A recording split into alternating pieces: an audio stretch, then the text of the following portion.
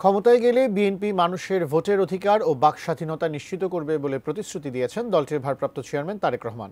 সোমবার বিকেলে যুব দলের এক সমাবেশে লন্ডন থেকে ভার্চুয়ালি যুক্ত হয়ে তিনি একথা বলেন। জনগণের আস্থা আর বিশ্বাস ধরে রাখতে নেতাকর্মীদের প্রতি আহ্বান জানিয়েছেন তিনি।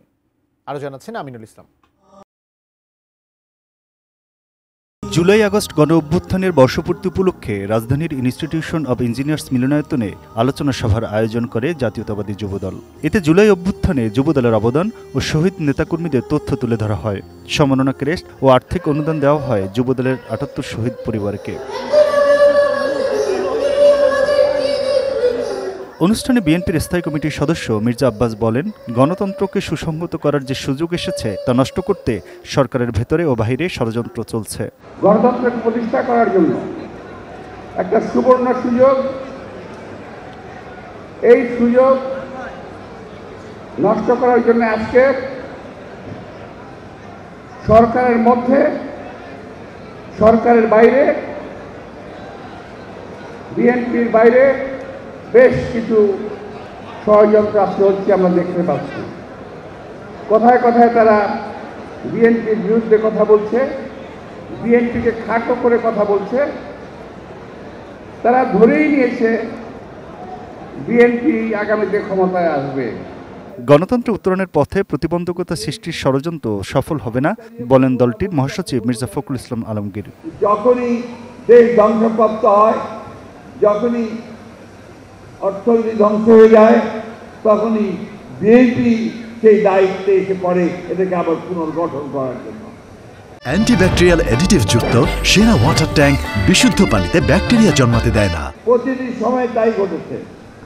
আজকে এখন আবার যা মনে হচ্ছে তাতে করে বিএনপিকেই হয়তো সেই দায়িত্বটা নিতে হবে, এই চ্যালেঞ্জ মোকাবেলা করতে হবে। বন্ধুগণ, ষড়যন্ত্র চলছে, একটা চক্রান্ত চলছে যে দেশে আবার একটা অস্থিরতা সৃষ্টি করবার, দেশে একটা ষড়যন্ত্র তৈরি করবার, যেন বাংলাদেশে গণতন্ত্রের ট্রানজিশন সঠিক মতো না হয়।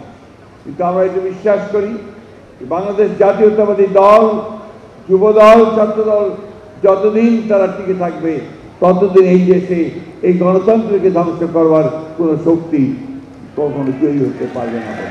Tarique Rahman has a dream, ইনশাআল্লাহ সেই ড্রিম নিয়েই আমরা সামনের দিকে এগিয়ে যেতে পারবো এবং আমরা জয় করব। উই শ্যাল ওভারকাম ইনশাআল্লাহ। সবাই লন্ডন থেকে ভার্চুয়ালি যুক্ত হয়ে দলের ভারপ্রাপ্ত চেয়ারম্যান তারেক রহমান জানান, সরকারে এলে বিএনপি কর্মসংস্থান সৃষ্টিতে মনোযোগ দেবে। সারা দেশের স্বাস্থ্যসেবা ও খাল খনন কর্মসূচি আবারও চালু করার কথাও বলেন তিনি।